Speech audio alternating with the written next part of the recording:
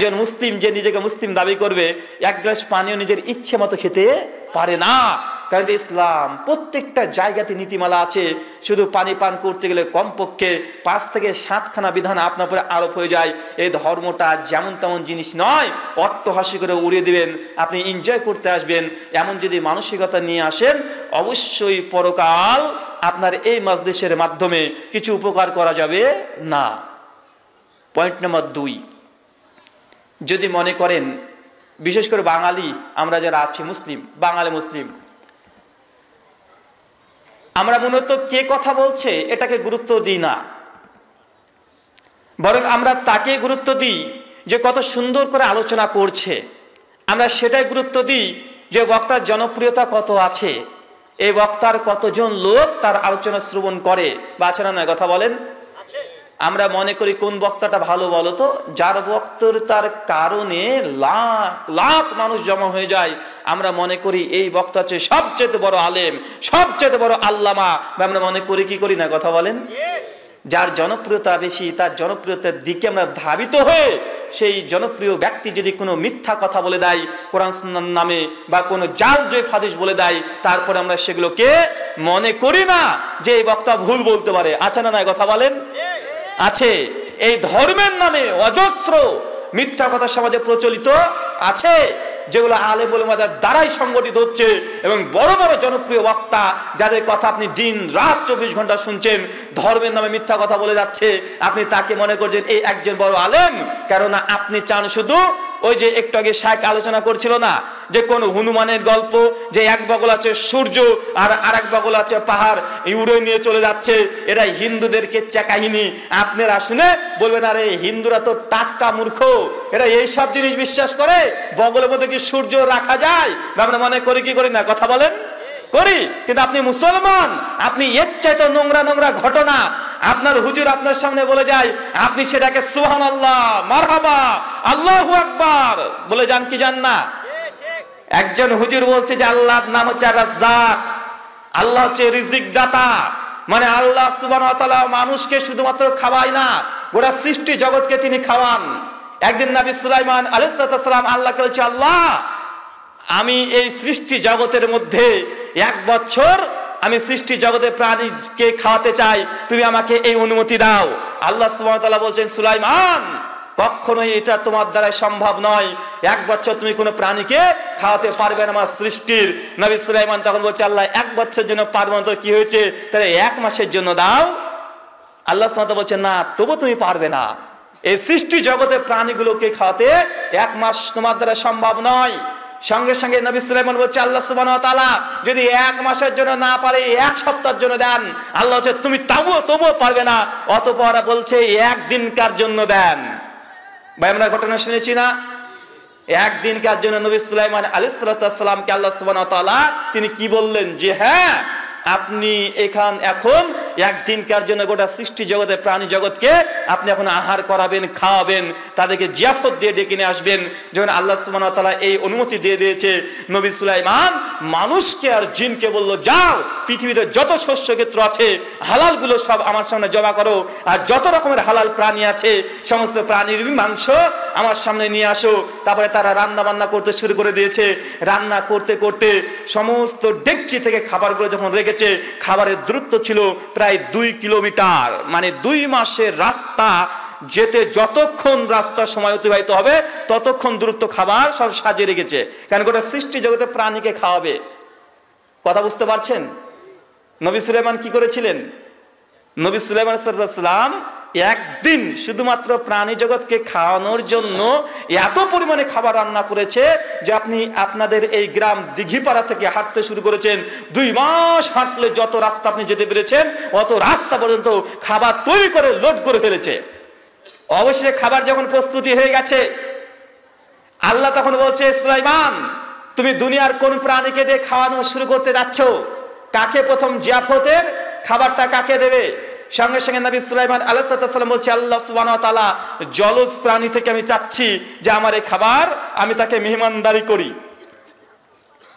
সঙ্গে সঙ্গে কথা বলতে বলতে একটা তিমি মাছ ঝট করে একদম সমুদ্র থেকে লাফিয়ে উঠে বলছে, নবী সুলাইমান, আল্লাহর নবী আপনি আমাকে জিয়াফত দিয়েছেন, আমাকে এবারে খেতে দেন। নবী সুলাইমান তখন সঙ্গে সঙ্গে বলছে আচ্ছা ঠিক আছে। তখন ওই তিমি মাছ কে খেতে দিয়েছে নদীর একটা পার থেকে, মানে একটা জায়গা থেকে ওই তিমি মাছ সঙ্গে সঙ্গে খেতে খেতে শুরু করে একদম যত খাবার ছিল 2 মাস রাস্তা অতিবাহিত পথ যত খাবার ছিল সমস্ত খাবার ওই একটা তিমি মাছই খেয়ে নিয়েছে। খাওয়া শেষ, সঙ্গে সঙ্গে তিমি মাছ তখন বলছে যে আল্লাহর নবী সুলাইমান, আমার এখনো তৃপ্ততা আসেনি, এখনো পেট ভরেনি, আমাকে আরো দেন। দেখেছেন, আমাকে আরো দেন। নবী সুলাইমান বলছে বলে কি, এতগুলো খাবার খেয়েও তোমার পেট ভরে নাই?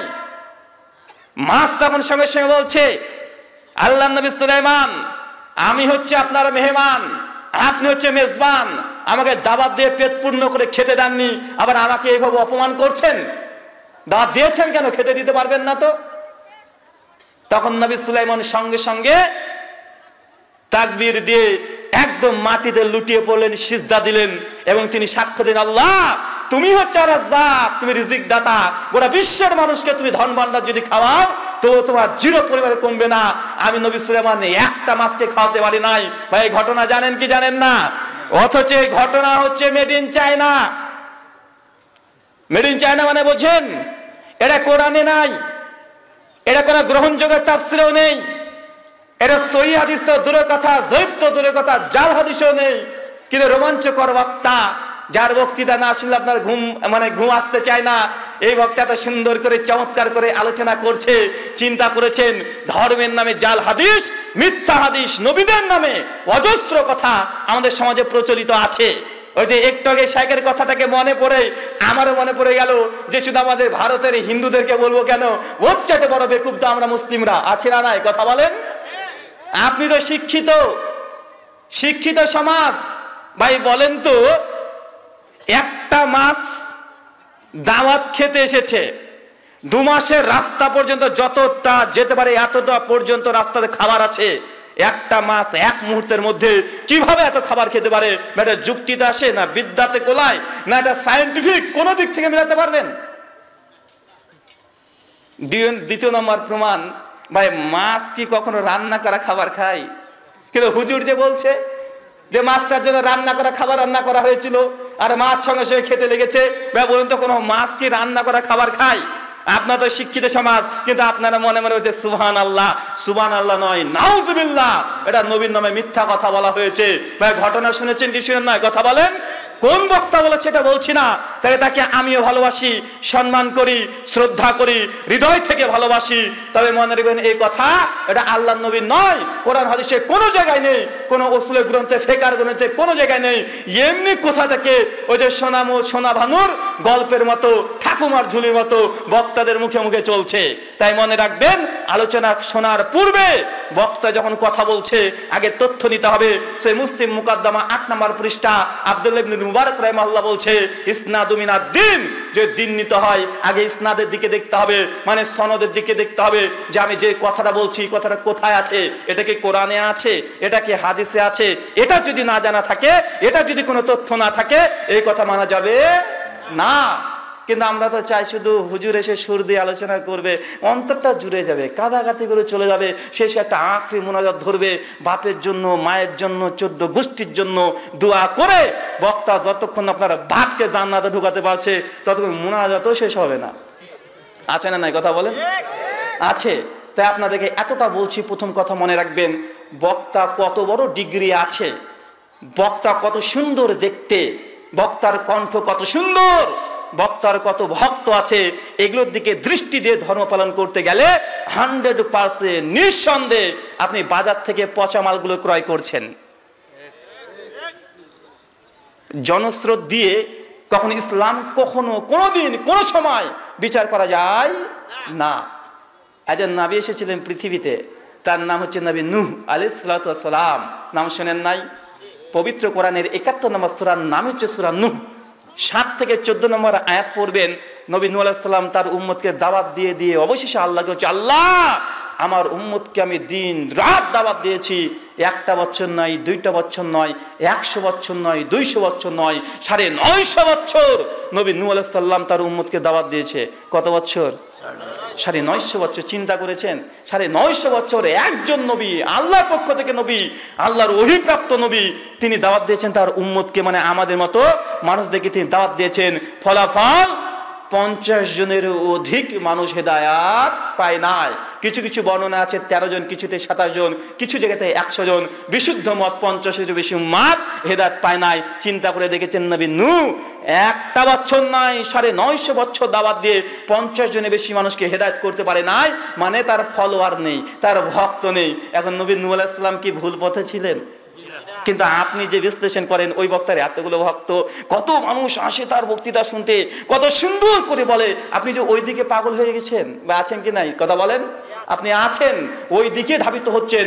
মনে রাখবেন কোরআন এবং সুন্নাহ শুধুমাত্র আরবিতে কোনো কথা বললেই সেটি কোরআন হাদিস হয়ে যায় না, আর দুটো ইলেকট্রন নিউটন প্রোটন বললেই একজন বড় বিজ্ঞানী হওয়া যায় না। মানে শুধু ইলেকট্রন নিউটন প্রোটন শিখে নিয়েছে, বলে দিল, ভাবছে আরে বাপ রে বাপ কত বড় বিজ্ঞানী রে ভাই। তাই এতটুকু আগে বোঝেন, আল্লাহ নবীর নামে জাল হাদিস তৈরি করা মানে, মিথ্যা হাদিস তৈরি করা মানে, নবীর একটা কথাতে হ্যাঁ না হয়ে যায় কি যায় না কথা বলেন? নবী যদি একবার বলে জায়েজ, তো সারা মুসলিম উম্মত জন্য সেটা জায়েজ হয়ে যায়। নবী যদি বলে এটা না জায়েজ, এই এক কথাতে যদি কোনো জায়েজ জিনিস থাকে সেটা না জায়েজ হয়ে যায়। তো নবীর নামে মিথ্যা কথা বলা মানে এটা শরীয়তের মধ্যে বিকৃত করা। সহিহ বুখারী হাদিস নাম্বার 107-8-9 কিতাবুল ইলমের মধ্যে হাদিসটা এসেছে। আবু হুরায়রা 17 জন সাহাবী হাদিসটা বর্ণনা করেছে, তাওয়াতুর পর্যায়ে বর্ণনা আছে।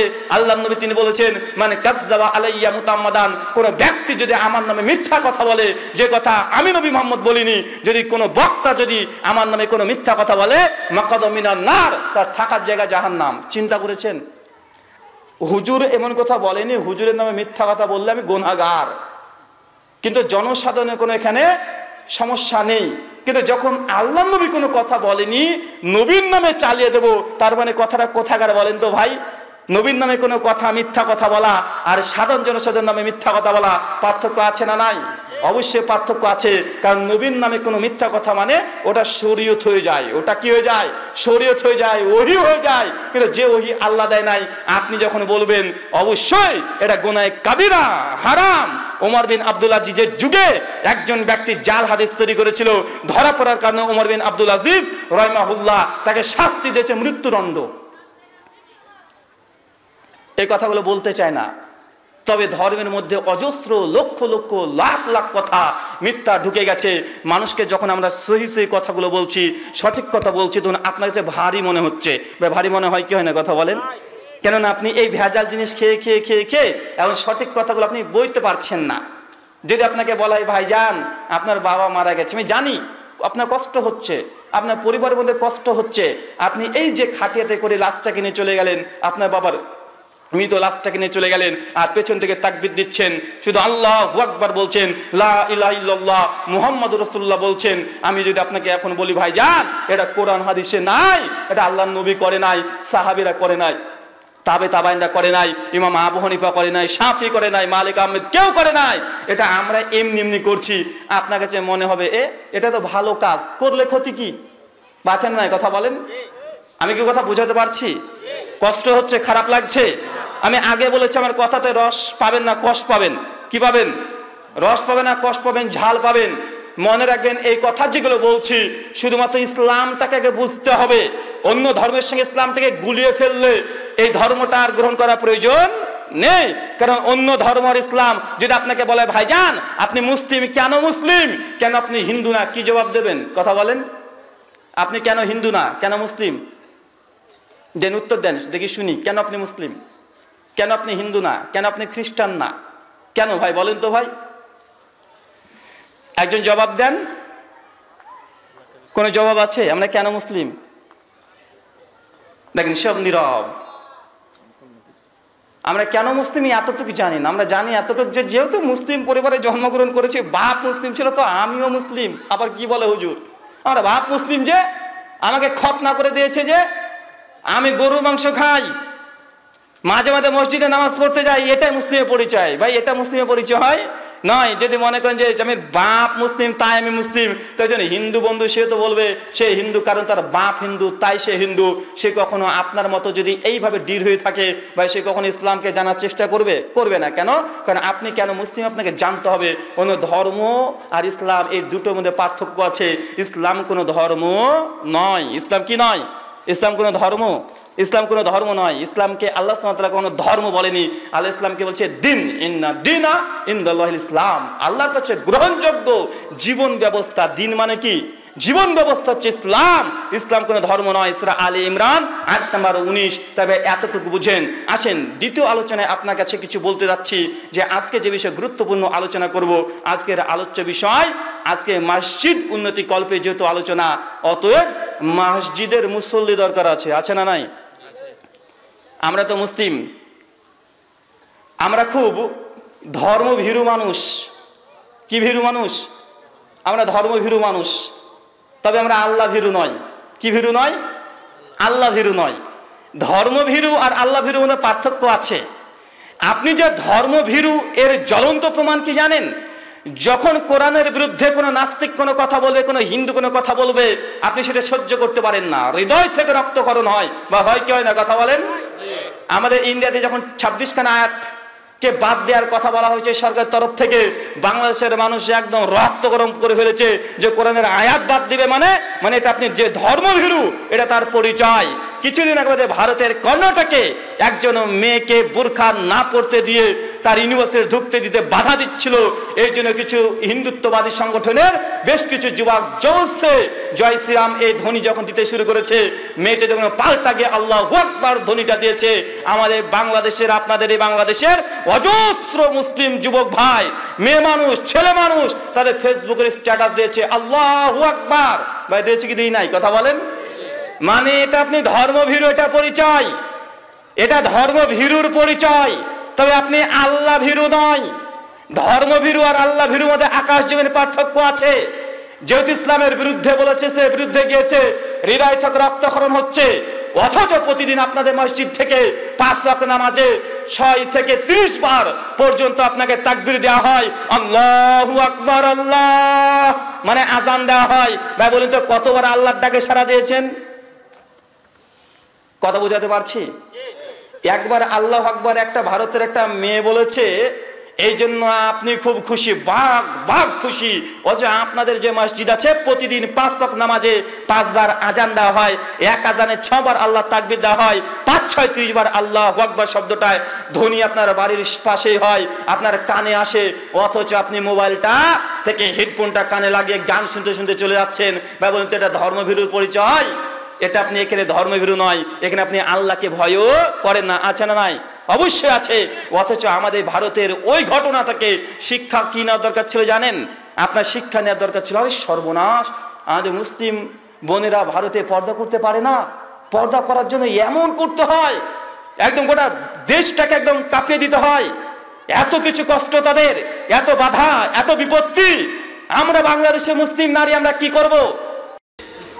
বাঁচে না কথা বলার। মেয়েটাকে বলতে তো খবরদার, কাল থেকে তুই বোরখা পরিতকে কলেজে যেতে হবে, ইউনিভার্সিটি যেতে হবে। দেখ ভারতবর্ষের দিকে তাকে দেখ, একটা মেয়ে স্কুলে যাবে বোরখা পরে, এই জন্য তার কত কি হচ্ছে, আর তুই পড়বি না মানে? বা বলার দরকার ছিল কি ছিল না? ছিল। কিন্তু আমরা সবসময় উল্টো দিকে চলি, হুজুগে বাঙালি, মানে যেই দিকে স্রোত ওই দিকে আমরা চলে যাই। আছে না নাই? আছে। আসেন আমরা বোঝার চেষ্টা করি। আজকে যে বিষয়ে আলোচনা করবো খুবই সংক্ষিপ্ত ভাবে, আলোচ্য বিষয় সালাত। কি বললাম? সালাত মানে কি? বাড়ি কোথায় আপনাদের? বাংলাদেশ। আইতে মনে করছেন ইরাক অথবা ইরান, কারণ নামাজ হচ্ছে ফার্সি ভাষা। আপনারা বাঙালিরা জানলেন কিভাবে? নামাজ কোন ভাষা? ফার্সি ভাষা। সালাতের এটা হচ্ছে আরবি ভাষা। কোরআন মাজিদে আল্লাহ সুবহানাহু ওয়া তাআলা বারবার বলছে আকিমিস সালাহ, তোমরা সালাত কায়েম করো। সালাতের যদি অনুবাদ করতে চান, আল কামিসুল মুহিত প্রথম খণ্ড 1681 নম্বর পৃষ্ঠায় সালাতের 3টে অর্থ করা হয়েছে। 1, সালাত মানে দোয়া। কি বললাম? সালাত মানে দোয়া। 2, সালাত মানে ক্ষমা। 3, সালাত মানে আল্লাহর পক্ষ থেকে রহমত। কয়টা অর্থ পেয়েছেন? 1 দোয়া, 2 ক্ষমা, 3 আল্লাহর পক্ষ থেকে রহমত। তার আসেন প্রথম আমরা দেখার চেষ্টা করি সালাত মানে যে দোয়া, এটা কিভাবে আমাদের মুসলিম সমাজের মধ্যে নামাজের পরে দোয়া নিয়ে মারামারি আছে না নাই? আছে। অথচ বেচারা নিজে জানে না এই সালাত মানে দোয়া, মানে আল্লাহু আকবার বলে যখন ঢুকে গিয়েছেন এখন কিসের মধ্যে আছেন? দোয়ার মধ্যে আছেন। সালাম ফিরিয়েছেন, দোয়া শেষ, এবার শুরু হবে জিকির আজকার। কি শুরু হবে? জিকির আজকার। অথচ আমরা যেখানে দোয়া করার দরকার আছে সেখানে করি না, অন্য জায়গায় মাতামাতি আছে না নাই? আছে। সালাত মানে দোয়া। সালাত এমন একটি ইবাদত যে ইবাদতটা বান্দার সঙ্গে আল্লাহর ডাইরেক্ট কানেকশন, মাঝখানে কোনো ভাই মাধ্যম নেই, কোনো ভাই মাধ্যম নেই। যদি আল্লাহর সঙ্গে কথা বলতে চান একজন বান্দার সঙ্গে সঙ্গে তাকে নামাজে দাঁড়িয়ে যেতে হবে। নামাজে দাঁড়ালে আপনি আপনার প্রতিপালক রব আল্লাহ সুবহানাহু ওয়া তাআলার সঙ্গে আপনি কথা বলতে পারবেন। প্রমাণ সহিহ মুসলিম কিতাবুস সালাত বাবুল কিরাত হাদিস নাম্বার 768, রাবি আবু হুরায়রা রাদিয়াল্লাহু তাআলা আনহুর কাছে একজন পারস্য থেকে একজন ফারসি সাহাবী এসে বলছে, আবু হুরায়রা, যখন আমরা সালাত আদায় করব, নামাজ পড়ব, তখন কি সূরাতুল ফাতিহা এটা আমরা পাঠ করব? আবু হুরায়রার সঙ্গে সঙ্গে বলছে, লা সালাতা লিমান লাম ইকরা বিফাতিহাতিল কিতাব, যে ব্যক্তি নামাজে সূরা ফাতিহা পড়ে নাই এর নামাজ হয় নাই। আবু হুরায়রা এরপরে বলছে, যদি আমরা ঈমানের পেছনে থাকি তবে কি পড়ব? আবু হুরায়রা বলছে, ইকরা বিফি নাফসিক, সেই সময় তুমি পড়বে, তবে মনে মনে পড়বে, শব্দ করে পড়বে না। এই কথা বলার পরে আবু হুরায়রা বলছে, আমি নবীকে বলতে শুনেছি, মানুষ যখন কোনো বান্দা যখন নামাজের মধ্যে দাঁড়ায় তারপরে নিজে সূরাতুল ফাতিহার প্রথম আয়াত পড়েছে, আলহামদুলিল্লাহি রাব্বিল আলামিন, অনুবাদ সমস্ত প্রশংসা আল্লাহ তোমার জন্য। আল্লাহ আসমানে, 7 আসমানের উপর থেকে ফেরেশতাকে ডেকে বলে, ফেরেশতা হামিদানে আব্দি, দেখো আমার বান্দা আমার প্রশংসা করছে। কথা বোঝাতে পারিনি। একজন বান্দা আপনি দুনিয়াতে দাঁড়িয়ে যখন নামাজ পড়ছেন, সূরা ফাতিহার প্রথম একটা আয়াত পড়েছেন, বাংলা মানে হচ্ছে সমস্ত প্রশংসা আল্লাহ তোমার জন্য। আল্লাহ আসমানে ফেরেশতাকে ডাকে, ফেরেশতা দেখো হামিদানে আব্দি, আমার বান্দা আমার প্রশংসা করছে, মানে আল্লাহ খুশি হয়ে যায়। সালাত মানে দোয়া, মানে বান্দার সঙ্গে আল্লাহ এখন কথা বলছে। সূরা ফাতিহার আয়াত একটা আপনি পড়বেন আর আল্লাহ আসমান থেকে আরেকটা জবাব দিবে। এই দেখেন আল্লাহ আপনার সঙ্গে কথা বলছে।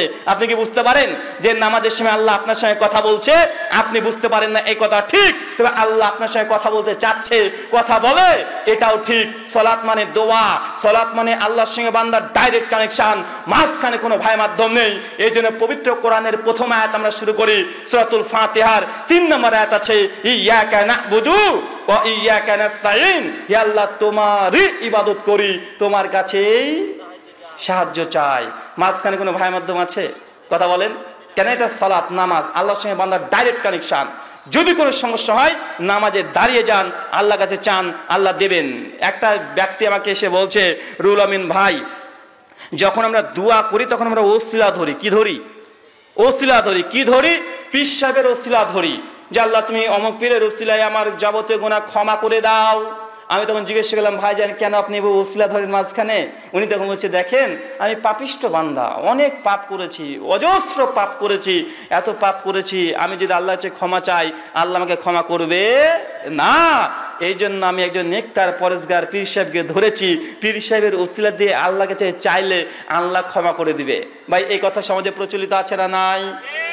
অজস্র মানুষ মনে করে যে আপনি গুনাহগার, পাপিষ্ট, অনেক পাপ করেছেন, আল্লাহর কাছে যদি ক্ষমা চান আল্লাহ সরাসরি ক্ষমা করবে না, বরং একজন বুজুর্গ ব্যক্তির কাছে গিয়ে হয়তোবা তার কাছ থেকে অথবা তার নাম নিয়ে আল্লাহর কাছে ক্ষমা চাইতে হবে, নচেত আপনার কোনো নাজাত নেই, কোনো ক্ষমা নেই। এটা বাংলা ভাষাভাষী মানুষ আমরা মুসলিমরা এটা আমরা বিশ্বাস করি। যখন এই কথা ওই ভাইজান বলছিলেন তখন আমি বললাম, ভাইজান আপনি কত বড় পাপ করেছেন, কত বড় পাপ করেছেন, কত অন্যায় করেছেন। শয়তানের চাইতে কি আপনি খারাপ? ইবলিস শয়তানের চাইতে কি আপনি খারাপ? বলছে আপনি আমাকে এমনভাবে বলছেন কেন? ইবলিস শয়তানের চাইতে কেউ কি খারাপ আছে? আপনি বলছেন আল্লাহ নাকি আপনাকে ক্ষমা করবে না। আমরা সকলেই জানি, পবিত্র কোরআন খুলবেন, সূরা আরাফ 7 আয়াত নাম্বার 14 থেকে 28 পড়বেন, সকলেই ঘটনা জানি, আমি সেই দিকে যাচ্ছি না। প্রথম কথাটা মনে রাখেন, যখন আদম আলাইহিস সালাম ভুল করলেন, একটা খতা করলেন, আর সঙ্গে সঙ্গে আল্লাহ সুবহানাহু ওয়া তাআলা অনেক ঘটনার পরে আল্লাহর সিদ্ধান্ত চূড়ান্ত, এখন আদমকে দুনিয়াতে পাঠাবে, ইবলিস শয়তানকে দুনিয়াতে পাঠাবে। আমরা জানি কি জানি না? অবশেষে ইবলিস যখন দেখছে যে দুনিয়াতে তো পাঠিয়ে দিবে, আল্লাহকে বলছে, আল্লাহ তোমার কাছে আমি একটা দোয়া করব, একটা প্রার্থনা করব, একটা জিনিস চাই, দিবে? আল্লাহ বলছে, চা, তুই কি চাইবি? ভাই বন্ধু, ইবলিস কি চেয়েছিল? কথা বলেন, কি ক্ষমতা চেয়েছিল? যে আদম সন্তানের আপনার আমার ভাষায় যে শিরায় শিরায় রগে রগে চলার মতো ক্ষমতা চেয়েছিল, ভাই বলুন তো আল্লাহ এই ইবলিস শয়তানের দোয়া কবুল করেছে কি করে নাই? আল্লাহ ইবলিস শয়তানের দোয়া কবুল করেছে। এবার আপনাকে আমি বুঝাই ভাইজান, আল্লাহ যদি ইবলিস শয়তানের দোয়া কবুল করতে পারে, আপনি কত বড় পাপী, কত বড় অন্যায় করেছেন যে আল্লাহ আপনার দোয়া কবুল করবে না? আপনার এই জন্য পীর সাহেবের কাছে যেতে হয়। ইয়াকা নাবুদু, হে আল্লাহ তোমারই ইবাদত করি, ওয়া ইয়াকা নাস্তাইন, আল্লাহ তোমার কাছে সাহায্য প্রার্থনা চাই, অন্য কোনো মাধ্যম দিয়ে আপনি আল্লাহর কাছে চাইতে হবে এমনটা নয়। কিন্তু আমরা মুসলিম সমাজ এটা আমরা বেশি বেশি করে থাকি। আছে না নাই? আছে। ভাই আপনাকে শুধুমাত্র শরীয়ত আপনাকে বোঝানোর জন্য এসেছি, কোনো ঘটনা কেচ্চা কাহিনী দিয়ে আপনার কানটাকে ভালো করে জিম করার মতো, আনন্দ দেওয়ার মতো আসি নাই। আগে এতটুকু বোঝেন, দোয়া যখন করবেন সরাসরি কার কাছে চাইবেন? কথা বলেন, আল্লাহর কাছে। মাঝখানে কোনো ভাই মাধ্যম নেই। সহিহ বুখারীতে একটা ঘটনা পড়বেন, 2219 নম্বর হাদিস, রিয়াদুস সালিহিন 13 নম্বর হাদিস, কিতাবুত তওবা, মানে তওবা অধ্যায়, ইস্তিগফার অধ্যায়। আল্লাহ নবী বলছেন, বনী ইসরাইলের একজন ব্যক্তি সে 99 জন মানুষকে হত্যা করেছে। কয়জন? 99 জন মানুষকে হত্যা করে একজন ইহুদি আলেমের কাছে গিয়েছে। যাওয়ার পরে বলছে ইহুদি আলেমকে, এই মুহূর্তে আমি 99 জন মানুষকে হত্যা করেছি, আমার কি কোনো ক্ষমা আছে? ইহুদি আলেমটা বলছে, ওরে বাবা, 99 জন মানুষকে হত্যা করবার ক্ষমা? তাকে কটূক্তি করেছে, তার তওবা কবুল করবে এটাকে অস্বীকার করেছে, তওবার দরজা বন্ধ করে দিয়েছে। সঙ্গে ওই ব্যক্তি, খুনি ব্যক্তি তখন বলছে, আল্লাহ যদি আমাকে ক্ষমা নাই করে তো বেচার তোরও বেঁচে থেকে লাভ নেই, ওকেও মেরে দিয়েছে। কয়টা হলো? 100 সেঞ্চুরি, একদম 100 খানা হয়ে গেছে। আবার হাঁটতে শুরু করেছে। যেতে যেতে যেতে যেতে দেখছে একজন আবেদ, একজন ব্যক্তি, সে ওখানে বসে দাঁড়িয়ে আছে অথবা জিকির আজকার করছে অথবা সেখানে ইবাদতে মগ্ন আছে। সঙ্গে সঙ্গে খুনি ব্যক্তি চলে গেছে, ওকে গিয়ে বলছে, এই মুহূর্তে আমি 100 জন মানুষকে হত্যা করেছি। কতজন? 100 জন মানুষকে হত্যা করেছি। বলেন তো আপনার রব, আপনার প্রতিপালক আল্লাহ, তিনি কি আমাকে ক্ষমা করবেন? যখন এই কথা বলেছে ওই ব্যক্তি, তখন আলিম ব্যক্তি তখন বলছে যে আল্লাহ সুবহানাহু ওয়া তাআলা গাফুরুর রহিম, আল্লাহ ক্ষমা করতে পছন্দ করে, আল্লাহ এটাই পছন্দ করে, আল্লাহর কাছে যদি ক্ষমা চাও অবশ্যই তোমাকে ক্ষমা করবে। যখন ওই ব্যক্তি আশ্বস্ত করেছে এই খুনিটাকে, সঙ্গে সঙ্গে ওই ব্যক্তিকে দুটো পরামর্শ দিয়েছে। এক, ওই দিকে যাবে না, মানে তুমি তোমার গ্রামের ফিরে যাবে না, ওটা খুব খারাপ জায়গা। 2, সামনে একটা গ্রাম আছে, ওই গ্রামে চলে যাও, ওখানে সমস্ত মানুষ ভালো আছে, ওরা জিকির আজকার করে, ওরা ওইখানে ইবাদতে মগ্ন থাকে, ওই এলাকাতে আজ থেকে বসবাস করবে। যখন এই কথা বলেছে, এই খুনি ব্যক্তি তওবা এখনো করেনি, শুধু অনুতপ্ত হয়েছে, না আমার তওবা করা উচিত। কি বলেন তো ভাই? এবং মুখ দিয়ে তওবা করে নাই, হাদিসে নেই যে তিনি তওবা করেছিলেন, শুধুমাত্র সেই অন্তর থেকে অনুতপ্ত হয়েছে আমার তওবা করা উচিত। সে নেক নিয়াত ছিল। সংসার রাস্তাতে হাঁটতে শুরু করেছে, চলে যাচ্ছে, ওই গ্রামে যাবে, ওখানে গিয়ে সে বাকি জীবনটাকে অতিবাহিত করবে। যেতে যেতে মাঝখানে ফেরেশতা মালিকুল মত, আপনার ভাষায় আজরাইল ফেরেশতা, মৃত্যুর ফেরেশতা এসে তার রূহটাকে কবজ করে নিয়েছে, মানে মারা গেছে, মৃত্যু ঘটে গেছে একদম পথের মধ্যে। একটু পর আরো 2 জন ফেরেশতা চলে এসেছে, একজন রহমতের ফেরেশতা, আরেকজন আযাবের ফেরেশতা। আযাবের ফেরেশতা বলছে, ওকে নেমে জাহান্নামে যাব। রহমতের ফেরেশতা বলছে, না আমি ওখানে জান্নাতে যাব। দুজনের মধ্যে বিতর্ক, 2 ফেরেশতার মধ্যে। কি নিয়ে? আযাবের ফেরেশতা বলছে, এ তো 100 মানুষকে হত্যা করেছে, এ তো জীবনে কোনো ভালো কাজ করে নাই, এ জান্নাতে যাবে কিভাবে, একে আমি জাহান্নামে নিয়ে যাব। আর যে রহমতের ফেরেশতা সে বলছে, ওই ব্যক্তি অনুতপ্ত হয়েছে, ও তওবা করার জন্য তার খাস নিয়াত ছিল, নেক কাজ করার জন্য নিয়াত ছিল, যেহেতু অনুতপ্ত হয়েছে তার পেছনের সমস্ত গুনাহ আল্লাহ ক্ষমা করে দিয়েছে, মানে কোনো গুনাহই আর নেই। কথা বুঝতে পারছেন? এই নিয়ে যখন বিতর্ক তাদের মধ্যে চলছে, সমস্যার তৃতীয় পক্ষ একজন ফেরেশতা আল্লাহ পাঠিয়ে দিয়েছে তার সমস্যার সমাধান করার জন্য।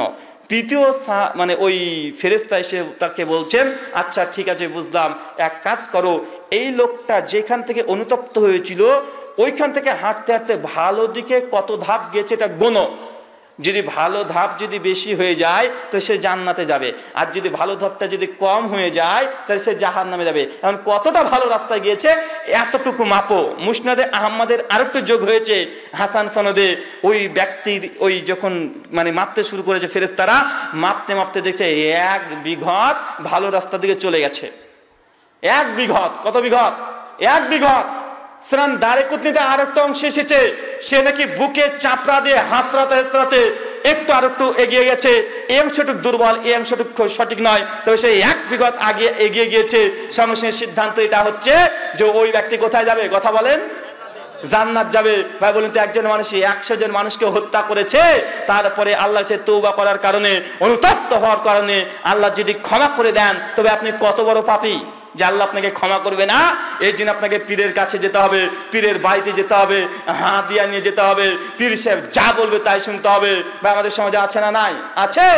অনুতপ্ত হলেই, আল্লাহর কাছে তওবা করলেই আল্লাহ সুবহানাহু ওয়া তাআলা গ্রহণ করেন, কবুল করেন, আল্লাহ খুশি হয়ে যায়।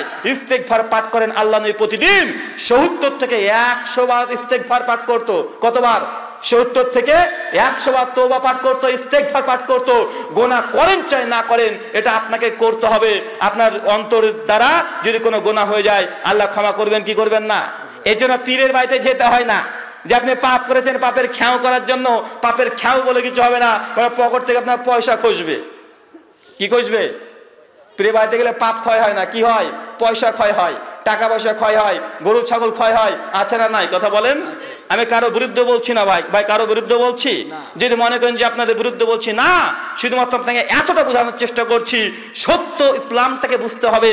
আমাদের সমাজে অধিকাংশ ক্ষেত্রে আমরা মিথ্যা ইসলাম চর্চা করি কেন? এক, আবেগ দিয়ে, আর 2, আমরা মনে করি না ভালো কাজ একটু বেশি করলে বা খারাপ কি। সালাত মানে আল্লাহর সঙ্গে বান্দার ডাইরেক্ট কানেকশন। সালাতের দ্বিতীয় অর্থ হচ্ছে ক্ষমা। কি বললাম? ক্ষমা। যদি কোনো গুনাহ করে থাকেন, পাপ করে থাকেন, আপনাকে কি করতে হবে? সালাত আদায় করতে হবে, নামাজে দাঁড়াতে হবে। কিসে দাঁড়াতে হবে? নামাজে দাঁড়াতে হবে। নামাজে দাঁড়ালে আল্লাহ সুবহানাহু ওয়া তাআলা আপনার পাপ ক্ষমা করবে। কিভাবে? সহিহ মুসলিম কিতাবুত তাহারাত হাদিস নাম্বার 1800, আবু হুরায়রার কাছে একজন সাহাবী এসে বলছে, আবু হুরায়রা আমাকে ওযু সম্পর্কে বলুন। কি সম্পর্কে? ওযু। ভাই আমরা ওযু করি কি করি না? আমরা ওযু করি। আল্লাহ নবী বলছেন নামাজ 3 ভাগে বিভক্ত। 1, যার ওযু নাই তার নামাজ নাই। 2, যার রুকু নাই তার নামাজ নাই। 3, যার সিজদা নাই তার নামাজ নাই। কত কি বুঝতে পারলেন? নামাজের ভাগ কয়টা? নামাজ 3 ভাগে বিভক্ত। 1, যার ওযু হয় নাই তার নামাজ নাই। 2, যার রুকু ভালো হয় নাই তার নামাজ নাই। 3, যার সিজদা ভালো হয় নাই তার নামাজ নাই। তো আবু হুরায়রা আল্লাহ নবীকে জিজ্ঞেস করছে, আল্লাহ নবী আগে ওযু সম্পর্কে বলুন, ওযু কিভাবে আমরা করব, ওযুর ফজিলত বলেন। আল্লাহ নবীর সঙ্গে সঙ্গে বলছেন আবু হুরায়রা কি, আবু হুরায়রা বান্দা যখন কোনো পাত্রের মধ্যে, ওযুর পাত্রের মধ্যে হাতটাকে এইভাবে চোবায়, তারপর যখন হাতটাকে ধৌত করে, হাতের এই মধ্যমঙ্গলি থেকে শুরু করে এই জেরা পর্যন্ত এতদূর যখন ধৌত করে, বান্দা হাত দিয়ে যত পাপ করেছে, গুনাহে সাগিরা ছোট ছোট যত পাপ করেছে, আল্লাহ সুবহানাহু ওয়া তাআলা ওযুর পানি দিয়ে সমস্ত পাপকে ধুয়ে মুছে একদম ছাপ করে দেয়। ভাই ওযু, যদি আপনি গুনাহ ক্ষমা পেতে চান, যদি মনে করেন না গুনাহ হয়েছে, আপনি ক্ষমা চাইবেন, কি করতে হবে? কথা বলেন। ওযু করতে হবে। কারণ ওযু করলে আপনার এই হাত দ্বারা যত পাপ করেছেন সমস্ত পাপ আল্লাহ সুবহানাহু ওয়া তাআলা ওযুর পানি দিয়ে একদম ঝরিয়ে গড়িয়ে একদম পরিষ্কার করে দেয়। মানে সালাতের পূর্বে আল্লাহ চায় যে বান্দা যত গুনাহ করেছে সমস্ত গুনাহ থেকে আগে সেই জন্য পবিত্র হয়। কথা বুঝতে পারলেন? মানে আমরা অধিকাংশ সময়তে নামাজ পড়ি, কিন্তু আমাদের মনটা আমাদের অন্তরে থাকে না, মন শুধু এই দিক ওই দিক চলে যায়। আছে না নাই? আছে। কেন বলেন তো? নিজে জানি না যে নামাজ পড়ছি, কেন পড়ছি, আর কি জন্য পড়ছি। আপনি কালকে ওযু করার সময় শুধু এতটা মনে করেন তো যে আমি ওযু করছি, আমার গুনাহগুলো ঝরে যাচ্ছে, বা ওযু করতে মজা লাগবে কি লাগবে না? কথা বলেন। যদি আপনি এটা যদি স্মরণ করেন যে আমি ওযু করছি আর হাত দিয়ে যত পাপ করেছি আল্লাহ ক্ষমা করে দিচ্ছে, ঝরিয়ে দিচ্ছে, ওযুর পানির সঙ্গে গড়ে গড়ে চলে যাচ্ছে, বা বলুন তো অন্তরে একটা তৃপ্ততা আসবে কি আসবে না? আসবে। শুধু এতগুলোকে মনে রাখবেন, ইনশাআল্লাহ ইবাদত যে কত মিষ্টি জিনিস, আল্লাহর ইবাদত করলে কত যে আনন্দ হয় অন্তরের, এই অন্তরের আনন্দটাও একসঙ্গে পেয়ে যাবেন। ভাই বলুন তো আমরা হাত দিয়ে অন্যায় করি কি করি না? কথা বলেন। হাত দিয়ে অন্যায় হয় কি হয় না? আমরা হাত দিয়ে অন্যায় করি। পৃথিবীর এমন কোনো অন্যায় পাপ নাই যেটা হাত দ্বারা করা যায় না। আমাদের কাছে একটা মোবাইল থাকে কি থাকে না? এই মোবাইলটার নাম হচ্ছে ইবলিস, শয়তান। কি নাম? মোবাইলটার নাম হচ্ছে ইবলিস, শয়তান। এটাকে আমরা বুকের মধ্যে রেখে দিই। কোথায় রেখে দিই? বুকের মধ্যে রেখে দিই। অথচ এটা টাটকা শয়তান, নির্ভেজাল শয়তান, কোনো সন্দেহ নেই। এই মোবাইলের চেয়ে এমন একটা এখন ইলেকট্রনিক মিডিয়া যে মোবাইল দ্বারা পৃথিবীর সমস্ত পাপ করা যায়, সব পাপ করা যায়। যত পাপ আছে সব পাপ এই মোবাইল দিয়েই করা যায়। ভাই মোবাইল দিয়ে জেনা করা যায় কি যায় না? যায়। এই যে 14ই ফেব্রুয়ারি যুবক ভাইয়েরা গার্লফ্রেন্ডকে ফোন করেছে, ভিডিও কল দেখছে, যা ইচ্ছা তাই করছে। আছে না নাই? কথা বলেন। এই মোবাইল দিয়েই ব্লু ফিল্ম দেখছে, পর্নোগ্রাফি দেখছে, এই মোবাইল দিয়ে সিনেমা দেখছে, উলঙ্গ নারী দেখছে। আছে না নাই? আছে। তার মানে বোঝা গেল এই মোবাইল দিয়ে মানুষ এখন জেনা করে, তার চোখের জেনা এই মোবাইল থেকে সে করছে, মানে বোঝা গেল এই মোবাইল দিয়ে জেনা করা যায়। সবচেয়ে বড় গুনাহ হচ্ছে সুদ খাওয়া, আছে না নাই? কথা বলেন। গুনাহ কাবিরার মধ্যে সুদ খাওয়া বড় অন্যায় কি অন্যায় নয়? কেউ যদি জেনে বুঝে সুদ খায়, 1 টাকা সুদ খায়, আল্লাহ নবী বলছে 36 বার জেনা করলে যত পাপ হয় একাই তত পাপ করেছে। অন্য বর্ণনায় কেউ যদি 1 টাকা জেনে শুনে সুদ খায়, তাহলে নিজের মায়ের সঙ্গে জেনা করলে, নিজের মায়ের সঙ্গে শুয়ে থাকলে যত নোংরা পাপ হয় ঠিক অত পাপ তার ভাগ্যে, তার আমলনামাতে আল্লাহ লিখে দেন। তবে সুদ খেলে কত বড় যে পাপ, এটা হিসাবে নিয়ে আসতে পারবেন? কথা বলেন। এটা হিসাবে নিয়ে আসা যায় না। তবে এই মোবাইল থেকে সুদ খাওয়া যায় কি যায় না? এই মোবাইল থেকে সুদ খাওয়া যায়। যত রকমের ইন্টারনেটে মানি মার্কেটিং আছে সমস্ত কিছু যখন মোবাইলের মাধ্যমে করা যায় কি যায় না? সব মোবাইলে। এই এখন ঘুষ মোবাইলের মাধ্যমে খাওয়া যায় কি যায় না? মানুষ এখন টেবিলের তল দিয়ে টাকা নেয় না, যে ঘুষ নিতে চায় ওই যে বিকাশ নাম মারলে মেরে দিস, টুক করে মেরে দিচ্ছে, টিং টিং আওয়াজ, ওর ঘুষ চলে গেছে। আছে না নাই? আছে। তার মানে বোঝা গেল পৃথিবীতে যত পাপ মোবাইল দ্বারা সব পাপ করা যায়, যেটা আমরা বুকে রাখি এটা হচ্ছে ইবলিস, এটা শয়তান। এটাকে যতক্ষণ না কন্ট্রোল করছেন, যতক্ষণ না এই মোবাইলটাকে মুসলিম বানাচ্ছেন, ততক্ষণ পর্যন্ত আপনি ইমান, আপনার আমল কোন দিক দিয়ে বেরিয়ে যাবে আপনি এটা টেরও পাবেন না, বুঝতে পারবেন না। বা মোবাইলকে মুসলিম বানানো যায়? মোবাইলকে মুসলিম বানানো যায়? আমার মোবাইলটা কিন্তু মুসলিম মোবাইল। আল্লাহ নবীকে সাহাবীদেরকে বলছে যে প্রত্যেকটা মানুষের সঙ্গে একটা জিন শয়তান থাকে। কি থাকে? শয়তান থাকে। আল্লাহ নবীকে সাহাবীরা বলছে, আল্লাহ নবী আপনার কাছেও আছে? আল্লাহ নবী বলছে, জি হ্যাঁ আমার কাছেও আছে। তবে ওই শয়তানটাকে আমি দাবাত দিয়ে দিয়ে দিয়ে দিয়ে তাকে মুসলিম করে নিয়েছি। কি করে নিয়েছে? নবীর কাছে যে জিন শয়তানটা থাকতো আল্লাহ নবী তাকে দাওয়াত দিয়ে দিয়ে তাকে মুসলিম করে নিয়েছে। তা আমাদের কাছে একটা শয়তান আছে, এটা হচ্ছে শয়তানের বাচ্চা, টাটকা শয়তান। একে মুসলিম বানাতে হবে। কিভাবে? আমার এই মোবাইলটা মুসলিম। কেন মুসলিম জানেন? আপনার মোবাইল থেকে আমার মোবাইলে পার্থক্য আছে। প্রথম পার্থক্য হচ্ছে এটা, যুবক ভাইদেরকে, আমাদের বোনদেরকে বলি যে তোমাদের যদি ফেসবুক প্রোফাইল আছে, ফেসবুক আছে, ফেসবুক যদি থাকে ভাইজান আপনাদের উদ্দেশ্যে কোনো মেয়ে বান্ধবী রাখবেন না। কি রাখবেন না? মেয়ে বান্ধবী রাখবেন না। রাখতে পারেন যদি কোনো ফিতনার আশঙ্কা না থাকে। 2, কোনো মেয়ে বান্ধবী যদি আপনার ফেসবুক প্রোফাইলে থাকে, কখনো কোনো পোস্টে লাভ রিয়াক্ট দিবেন না।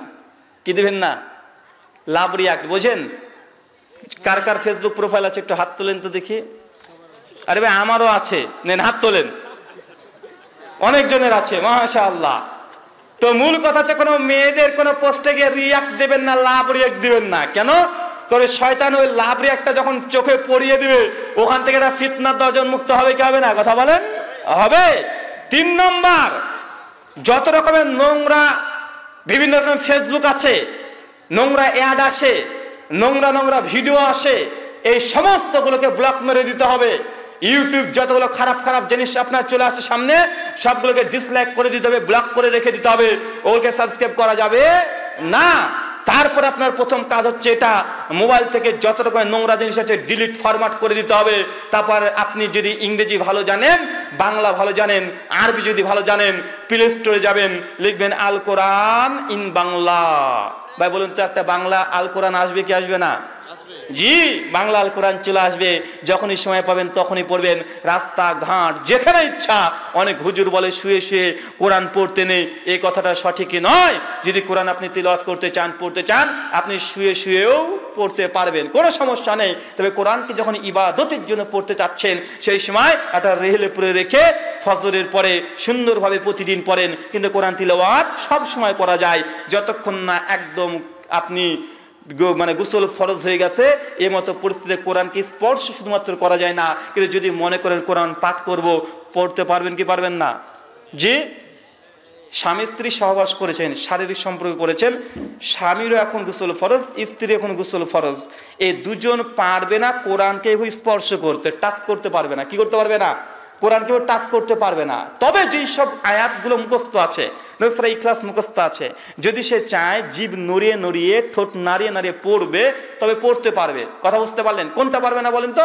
এই কোরআনটাকে স্পর্শ করা যায় না, এই কোরআনটাকে হাত দিয়ে নাড়াচাড়া করা যায় না, এক জায়গা থেকে আরেক জায়গায় রাখা যায় না, মানে ডোন্ট টাচ এই কোরআনটাকে সেই সময়। তবে আপনার যে কোরআনগুলো মুখস্থ আছে, আপনার মাথার মধ্যে আছে, অন্তর আছে, ওগুলো যদি বিড় বিড় বিড় করে সারাদিন পড়তে থাকেন কোনো সমস্যা নেই। তাই আপনাকে প্রথমে বললাম আল কোরআন মোবাইলে অ্যাপসের মধ্যে ডাউনলোড করতে হবে।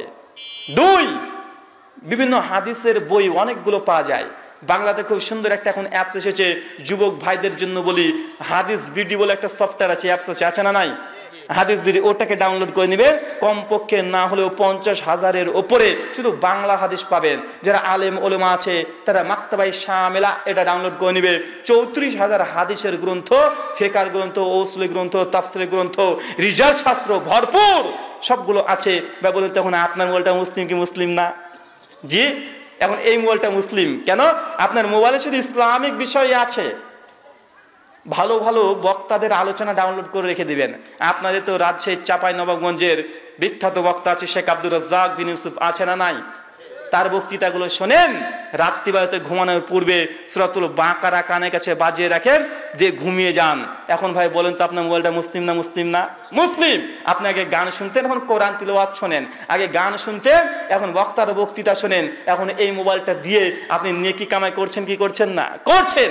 আপনাকে এই জন্যই বললাম, প্রথম সলাত মানে হচ্ছে দোয়া, 2 সলাত মানে হচ্ছে ক্ষমা, মানে যখন সালাত আদায় করবেন আল্লাহ আপনাকে ক্ষমা করে দিবে।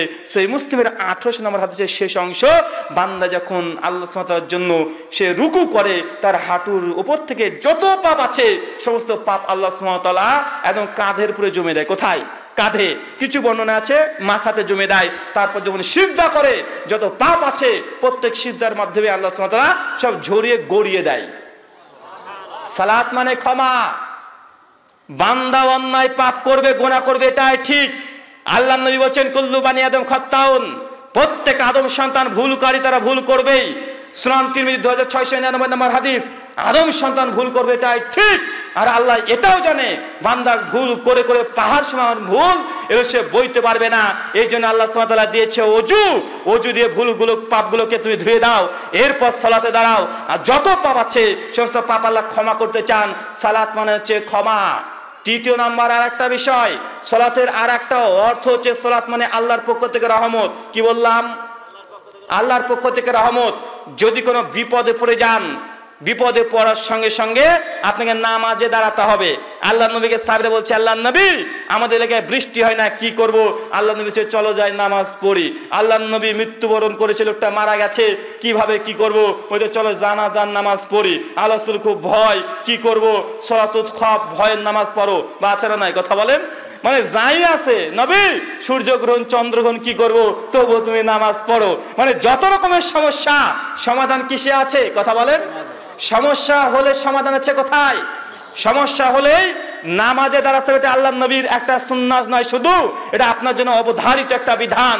অথচ আমরা বিপদে পড়লেই আমরা কি করি? ধরেন আপনার ছেলে কাজ করছে এখন কুষ্টিয়াতে, রাজমিস্ত্রি কাজ করে আপনার সন্তান, কুষ্টিয়াতে গেছে কাজ করতে, সঙ্গে সঙ্গে ফোন এসেছে হঠাৎই, বলছে আপনার ছেলে 5তলা বিল্ডিং থেকে পড়ে গেছে। এই কথা শুনে আপনি বাপ আপনি মা একদম কাঁদতে কাঁদতে ছুটতে ছুটতে রাস্তা দিয়ে চলে যাচ্ছেন। বা বলুন তো আপনি কাঁদতে কাঁদতে ছুটতে ছুটতে রাস্তায় গিয়ে আপনার ছেলের 5 পয়সা উপকার করতে পারবেন না? আপনার করা দরকার কি ছিল বলেন তো? যখন এই খবরটা শুনবেন তখন ইন্না লিল্লাহ পড়ার পরে সঙ্গে সঙ্গে ওযু করে 2 রাকাত নামাজে দাঁড়িয়ে যান। নামাজে দাঁড়ানোর পরে আল্লাহকে 5 মিনিট সময় দেন, আল্লাহর কাছে নিজের চোখের পানিটা ফেলেন, আল্লাহকে বলেন, আল্লাহর কাছে শেয়ার করেন যে আল্লাহ আমার সন্তান হালাল রোজগার করতে গিয়ে 5তলা বিল্ডিং থেকে পড়ে গেছে, আল্লাহ তুমি তাকে হেফাজত করো। আল্লাহকে বললে আল্লাহ শুনবে কি শুনবে না? আমরা উল্টো কাজ করি। এই যে আমরা মুসলিম, মানে আবেগ দেখাচ্ছি, মানে ছেলে উল্টে পড়ে গেছে বা বাপ অ্যাক্সিডেন্ট করেছে, মনে করছি গেলে হসপিটালে নিয়ে গেলে বাপকে ভালো করে দিতে পারে ডাক্তারে। জিনাই প্রথমে সমস্ত বড় ডাক্তার হচ্ছে আল্লাহ। কে? কথা বলেন। আর শাফি, তার নাম হচ্ছে শাফি, তিনি সুস্থতা দানকারী, মানুষকে তিনি সুস্থতা দান করে, বালা মুসিবত আল্লাহ দিবে, আল্লাহ সুবহানাহু ওয়া তাআলা ভালো করবেন। হাসবুনাল্লাহ ওয়া নি'মাল ওয়াকিল, যে আল্লাহ সুবহানাহু ওয়া তাআলা মুসলিমদের জন্য যথেষ্ট হওয়া দরকার ছিল, অথচ আপনি আগে ছুটছেন। অবশ্যই যে কোনো দুর্ঘটনা ঘটে 2 রাকাত আগে কোনাতে গিয়ে নামাজ পড়ে আল্লাহকে বলেন, দেখেন আল্লাহ একটা ব্যবস্থা করে দিবে। বা আল্লাহ পারে কি পারে না? আল্লাহ পারে। এর দলিল দেখবেন সহিহ বুখারী খুলেন 2217 নম্বর হাদিস, নবী ইব্রাহিম আর সারা 2 জন স্বামী স্ত্রী, নাম শুনেন নাই? দুজনের নামই শুনেছেন। অনেক বড় ঘটনা। বাদশাহ একদিন দেখছে যে নবী ইব্রাহিম আর তার স্ত্রী যাচ্ছে, কিছু দুধ পাঠিয়েছে, অনেক ঘটনা। অবশেষে যখন বাদশাহ নবী ইব্রাহিমকে সারাকে যখন নিয়ে চলে এসেছে তার দরবারে, সেই সময় বাদশাহ, জালিম বাদশাহ, সারা আলাইহিসসালামকে ধর্ষণ করার জন্য এগিয়ে যাচ্ছে। যেতে যখন গিয়েছে সারা আলাইহিসসালাম সঙ্গে সঙ্গে আল্লাহর জন্য সালাতে দাঁড়িয়ে গেছে, নামাজে দাঁড়িয়ে গেছে। নামাজ যখন পড়ছে আর দোয়া করছে আল্লাহকে, আল্লাহ আমি তোমাকে বিশ্বাস করি, তোমার নবীকেও বিশ্বাস করেছি, এই জালিমের কাছে আমার যৌন অঙ্গকে তুমি হেফাজত করো। আল্লাহর কাছে কাদাকাটি করে দোয়া করছে। ওই জালেম বাদশাহ সারা ইসলামের কাছে আসতে পারে নাই, কেবল হাঁটতে শুরু করেছে। তাকে টাচ করার আগে তার হাতটা অবশ করে দিয়েছে কে? আল্লাহ। দেখেন সালাতের ক্ষমতা দেখেছেন, নামাজের ক্ষমতা। কারণ ও দেখছে যে বিপদ কেউ রক্ষা করতে পারবে না, একজন রক্ষা করতে পারে, তিনি হচ্ছেন আল্লাহ। আর আল্লাহকে সঙ্গে কথা বলতে হলে নামাজ ছাড়া গতি নেই। আল্লাহর সঙ্গে কথা বলতে চান, আপনাকে নামাজ পড়তে হবে। বিপদে পড়েন, আল্লাহর কাছে আপনাকে নামাজে দাঁড়াতে হবে। কিন্তু মুসলিমরা আমরা আগে নামাজের কথা বললে অনেক মানুষের মুখটা কালো হয়ে যায়, আছে না নাই?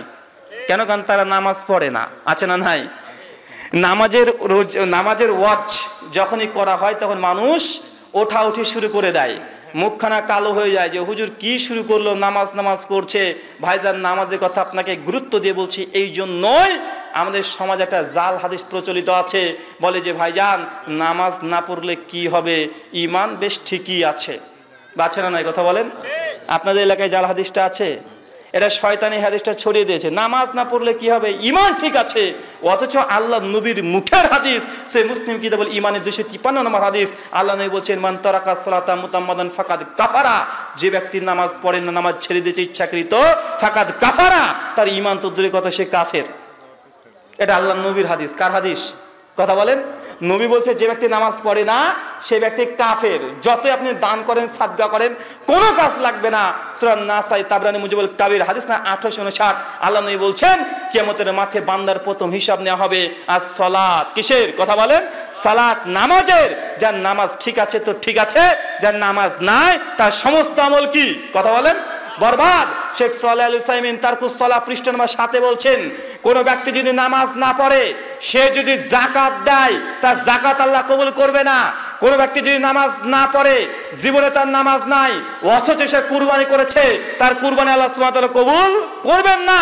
অথচ আপনি কুরবানি 7 ভাগা না 1 ভাগা, এটা নিয়ে বিতর্ক আছে। কিন্তু নামাজ যে ফরজ বিধান, নামাজ নেই, আপনার কুরবানি বাতিল হয়ে যাবে। কথা বুঝতে পারছেন? কত কঠিন জিনিস সালাত, নামাজ কত কঠিন জিনিস। কারণ আল্লাহ নবী বলেছে বাইনাল আবদে বাইনাল কুফরি তারকুস সালাহ। একজন কাফেরের মধ্যে একজন মুমিনের মধ্যে পার্থক্য হচ্ছে নামাজ। কি বলেন তো ভাই? একজন কাফের কেন কাফের? কারণ সে নামাজ পড়ে না। আল্লাহ নবী বলছে একজন কাফের মধ্যে একজন মুমিনের মধ্যে পার্থক্য হচ্ছে নামাজ।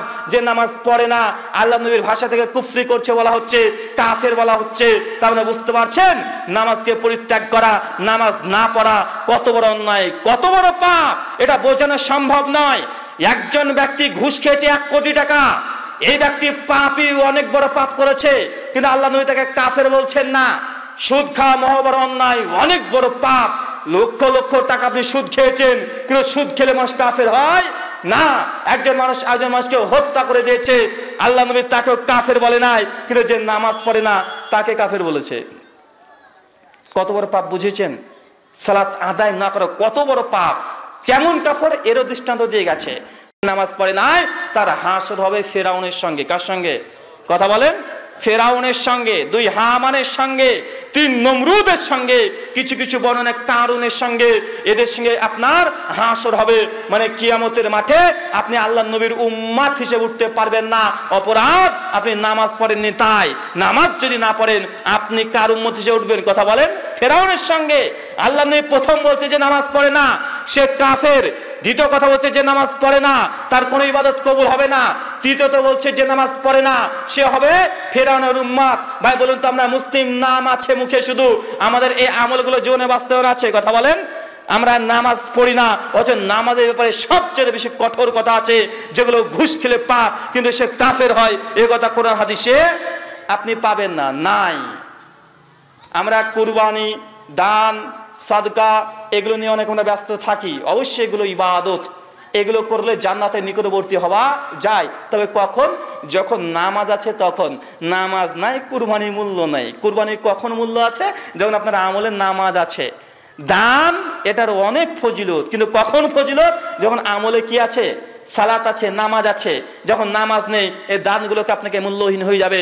শেখ সালেহ আল উসাইমিন তারকুস সালাত পৃষ্ঠা 7 এবং 23 বলছে যে সালাত আদায় করে না তার যাবতীয় আমলকে আল্লাহ বরবাদ করে দিবে। বলতে বলতে এই পর্যন্ত শেখ সালেহ আল উসাইমিন বলে দিয়েছে যে ব্যক্তি নামাজ পড়ে না তার মৃত্যু যদি হয়, মারা যদি যায়, তাকে মুসলিমদের কবরস্থানে দাফন করা যাবে না, মুসলিমদের কবরস্থানে গিয়ে তার জানাজার নামাজ পড়া যাবে না। কথা বুঝতে পারলেন?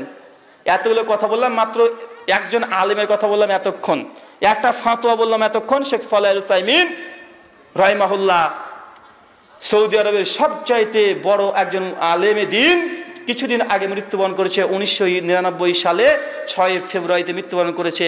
তারকুস সালাতে তিনি বলছেন যে ব্যক্তি নামাজ পড়ে না, নামাজ যদি না পড়ে এই ব্যক্তিকে মুসলিমদের গুরুস্থানে কবর দেওয়া যাবে না, তার জানাজারও নামাজ পড়া যাবে না। তার কিসের নামাজ? সে তো আল্লাহর জন্য নিজে নামাজ পড়েনি, তার মরাতবার নামাজ কিসের? কথা কি আমার বুঝতে পারলেন? তাই যাই করেন না কেন, দান করেন, সাদগা করেন, ভালো ব্যবহার করেন, সৎ ব্যবহার করেন, বাপ মার খেদমত করেন, যাই করেন না কেন, নামাজ না থাকলে এগুলো কোনো মূল্য আছে না। কিন্তু আপনি এটাকে মনে করেন না। নামাজ এমন একটি ইবাদত, ব্যতিক্রম ধর্মী ইবাদত, আল্লাহ ছাড় দিয়েছে, একবারে ছেড়ে দেয়নি। যেমন প্রতিদিন কত রাকাত নামাজ ফরজ, কথা বলেন? 17 রাকাত নামাজ ফরজ। কত ওয়াক্ত নামাজ ফরজ? প্রতিদিন 5 ওয়াক্ত নামাজ ফরজ। আপনি এখন চলেছেন ব্যাঙ্গালোরে, ইন্ডিয়াতে, আপনার বাবাকে নিয়ে চলে গেছেন বেঙ্গালোরে ডাক্তার দেখাতে। এই যে আপনি এখন মুসাফির, এখন আপনার নামাজ কয় রাকাত? কত ওয়াক্ত? যখন আপনি সফরে চলে গেছেন, আল্লাহ বলছেন সূরা নিসা 4, আল্লাহ জানেন বান্দা যখন মুসাফির হয়, কষ্টের মধ্যে থাকে, আল্লাহ সুবহানাহু ওয়া তাআলা সেই সময় বলছেন যে তুমি এখন কষ্টের মধ্যে আছো, তুমি মুসাফির, এখন তোমাকে জোহরের 4 রাকাত নামাজ পড়ার দরকার নেই, 2 রাকাত পড়েন, আল্লাহ তাতেই খুশি। কথাকে বুঝাতে পারলাম? 4 রাকাত নামাজ ফরজ জোহর, কিন্তু যখন মুসাফির তখন কত রাকাত? তখন 2 রাকাত। আসরের নামাজ তখন 2 রাকাত। নফলের দরকার নেই, সুন্নাতের দরকার নেই। কখন? যখন আপনি মুসাফির, আপনি চলে গেছেন একদম অনেক দূরের রাস্তায় চলে গেছেন। উলামারা ইখতিলাফ করেছে কত কিলোমিটার মুসাফির। সর্বোচ্চ ধরেন হানাফি মাযহাবের ফতোয়া প্রায় 48 মাইল রাস্তা যদি আপনি অতিবাহিত করতে পারেন তাহলে আপনি মুসাফির। সেই সময় আপনাকে 4 রাকাত জোহর, আবার 12 রাকাত সুন্নাত আপনাকে পড়ার দরকার নেই। 2 রাকাত শুধুমাত্র জোহরের নামাজ পড়লেই আল্লাহ আপনার এই জোহরটাকে জোহর বলে কবুল করে নেবেন। চিন্তা করে দেখেন আল্লাহ ছাড় দিয়েছে কি দেয় নাই? কথা বলেন? দিয়েছে। প্রতিদিন 5 ওয়াক্ত নামাজ ফরজ। ব্যাঙ্গালোরে চলে গেছেন, আল্লাহ নবী বলছেন সালাতাইনে জামাতাইনে, তোমরা সালাতকে এখন জমা করে নাও, তোমার কষ্ট হচ্ছে আমরা বুঝি, এখন জোহর আর আসরকে জমা করেন, মাগরিব ইশাকে জমা করেন, ফজরকে আলাদা রাখেন। 5 ওয়াক্ত নামাজ কয় ওয়াক্ত হলো এখন? কথা বলেন? কয় ওয়াক্ত? 5 ওয়াক্ত নামাজ এখন 3 ওয়াক্ত। কখন বলেন তো? যখন আপনি মুসাফির আছেন, যখন অনেক দূরে চলে গেছেন, তখন সালাতাইনে জামাতাইনে নামাজকে জমা করতে হয়। জমা করার সিস্টেম কি? জোহরকে আসরের ওয়াক্তে নিয়ে আসেন, অথবা আসরকে জোহরের ওয়াক্তে নিয়ে যান, অথবা মিডিল ওয়াক্তে নিয়ে আসেন।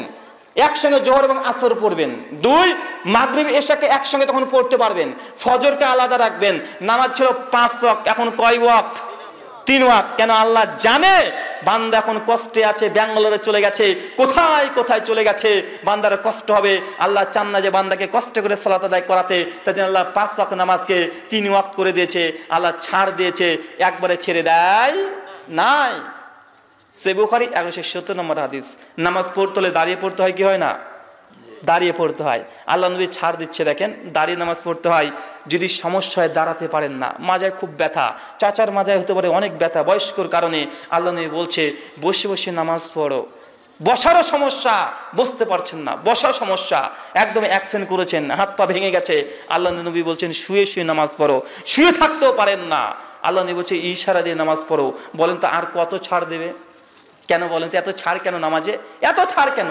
একটাই কারণ, যে নামাজ বান্দা যদি তার প্রতি না পড়িস তুই কাফের হয়ে যাবি। এর জন্য এত ছাড়। পশ্চিম দিকে মুখ করে নামাজ পড়তে হয়, এমন এক পরিস্থিতিতে পড়ে গেছেন পশ্চিম কিন্তু বুঝতে পারছেন না, অথবা আপনাকে কাফেরা জেলখানাতে আবদ্ধ করে রেখেছে, একদম অন্ধকার ঘরের মধ্যে ফেলে রেখেছে, কেউ নেই, একটা ঘরের মধ্যে আপনি একা আছেন জেলখানাতে, কোনটা পশ্চিম আপনি জানেন না, আপনার কিবলা তখন দেখার দরকার নেই, যেটা ইচ্ছে সেটাকে আপনি কিবলা বানিয়ে আপনি নামাজ পড়তে শুরু করে দেন। কথা আমার বুঝতে পারছেন? কিবলারও তখন দরকার নেই, এমন হচ্ছে ইসলামের বিধান।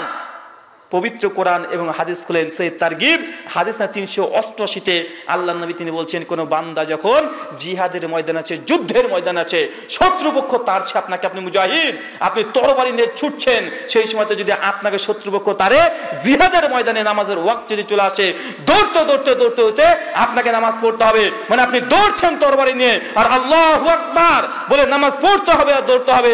ওই সেটা রুকু সিজদা ওইভাবে করার নেই, শুধুমাত্র ইশারা করে দেন রুকু হয়ে যাবে, ইশারা করে দেন সিজদা হয়ে যাবে।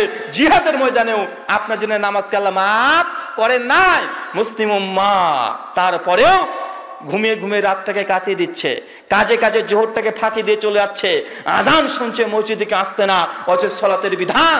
যুদ্ধের ময়দানে শত্রুপক্ষ আপনাকে অস্ত্র যদি ধারণ করে, যদি নামাজের ওয়াক্ত শেষ মুহূর্ত হয়ে যায়, ওই সময়তেও আল্লাহু আকবার তাকবীর দিয়ে দৌড়তে হবে আর নামাজ পড়তে হবে, তবু আপনাকে নামাজ পড়তে হবে। একটা সমস্যা আমাদের মধ্যে আছে, মসজিদে গেলে দেখা যায় 10-12টা চেয়ার আছে না নাই, চেয়ারে বসে নামাজ পড়া আছে না নাই, চেয়ারে নামাজ পড়া জায়েজ না না জায়েজ, কথা বলেন? চেয়ারে বসে নামাজ পড়া জায়েজ, তবে সবার জন্য নয়। শুয়োরের গোশত খাওয়া জায়েজ না না জায়েজ? না জায়েজ, হারাম। মদ খাওয়া না জায়েজ না হারাম? না জায়েজ হারাম দুটো একসঙ্গে, মানে এগুলো হারাম কাজ, কিন্তু এগুলো জায়েজ হয় কি হয় না? সূরা বাকারা 173, যখন কিছুই নাই, এখন শুয়োরের 2-1 পিস গোশত খেয়ে আপনাকে বাঁচতে হবে, কিছু নেই খাবার, কিচ্ছু নেই, মরো মরো ভাব, সেই সময় হারাম জিনিসটা তাৎক্ষণিকের জন্য কি হয়, জায়েজ হয়ে যায়। ওই যে কথা আছে না, যে মৃত্যুর যখন হুমকি চলে এসেছে, সেই সময়তে আপনি যদি 1 পিস 2 পিস শুয়োরের মাংস যদি খেয়ে নেন, ওই সময়টা আপনার জন্য জায়েজ। এটা ব্যতিক্রম ধর্মী, শরীয়ত আপনাকে পারমিশন দিয়েছে ওই সময়, কিন্তু আপনি যে কোনো সময়তে শুয়োরের গোশত খাবেন, এটা হারাম, নিষিদ্ধ। সূরা মাইদা আয়াত নাম্বার 3 আল্লাহ স্পষ্টভাবে ঘোষণা করেছেন। ঠিক যখন আপনার চেয়ারে বসে নামাজ পড়বেন, অনেক মানুষকে দেখা যায় সে সমস্ত দুনিয়ার কাজ করছে, বাজার করে নিয়ে আসে, বউকে নিয়ে ঘুরতে যায়, ছেলেকে স্কুলে রেখে আসে, নিজেই চারিদিকে ঘুরে বেড়ায়, কিন্তু বেচারা যখনই মসজিদে ঢুকে তখনই ন্যাংরা হয়ে যায়, আছে না নাই? বেচারা দুনিয়া সব কাজ করে, কিন্তু মসজিদে যখনই ঢুকে বেচারা তখনই ন্যাংরা হয়ে যায়। ভাই, আপনার জন্য চেয়ারটা নয়, আপনার জন্য চেয়ারটা নয়। আমরা চেয়ারে নামাজ পড়া মাসালাগুলো ভালোভাবে জানি না, আপনাকে একটু বুঝিয়ে দিই, আপনি বুঝে নেন। একজন ব্যক্তি, ধরেন চাচা দাঁড়িয়ে থাকতে সমস্যা হয় না, কোনো সমস্যা হয় না, চাচার সমস্যা হয় শুধু রুকু করতে। কি করতে? রুকু করতে পারে না, খুব কষ্ট হয়। চাচা নামাজ শুরু করবে কি হয় জানেন?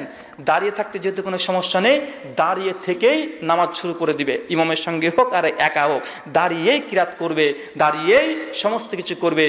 রুকু করতে যেহেতু সমস্যা, রুকু করার সময় পেছনে চেয়ারটা রাখাই থাকবে, চেয়ারটাকে টেনে বসে এবার রুকু করবে। কথা কি বুঝতে পারলেন? ওনার দাঁড়িয়ে থাকতে কোনো সমস্যা হয় না, সমস্যা কোথায়? রুকুতে সমস্যা, তাই দাঁড়িয়েই নামাজ শুরু করবে। যখন রুকুর ওয়াক্ত আসবে, রুকুর সময় আসবে, তখন চেয়ারে বসে আবার রুকু করবে। চাচার যদি সিজদা করতে কোনো সমস্যা না হয়, চেয়ারে বসে তখন সিজদা করবে না, মাটিতে গিয়ে যে ওই সিজদা করে ওইভাবেই সিজদা করবে। কথা কি আমার বুঝতে পারলেন? একজন ব্যক্তির দেখা যাচ্ছে দাঁড়িয়ে থাকতে সমস্যা হয় না, রুকু করতে সমস্যা হয় না, সিজদা করতে সমস্যা। নামাজের পদ্ধতি কি? দাঁড়িয়েই নামাজ শুরু করবে, দাঁড়িয়েই রুকু করবে, সিজদা করার যখন সময় আসবে তখন চেয়ারে বসে পড়বে, তারপরে এইভাবে ইশারা করে সিজদা করবে। কথা কি ক্লিয়ার হয়েছে? বুঝতে পারলে বিষয়টা? আরেকজন হয়, 1 নম্বর পদ্ধতি, যে চাচা সে দাঁড়িয়ে থাকতে পারে, তবে বেশিক্ষণ পারে না। কতক্ষণ পারে না? বেশিক্ষণ পারে না, 1 মিনিট 1.5 মিনিট পারে দাঁড়িয়ে থাকতে। এখন চাচা ইমামের পেছনে সালাত আদায় করছে, ইমাম সাহেব সূরা ইয়াসিন ধরেছে, এখন লাগবে 13, 14, 15 মিনিট। এখন চাচা পেছন থেকে পারছে না, চাচা কি করবে? এখন ইমাম সাহেবের সঙ্গে যখন সালাত আদায় করছে, পেছনে ওনার চেয়ার রাখাই থাকবে, দাঁড়িয়েই কিরাত শুরু করবে।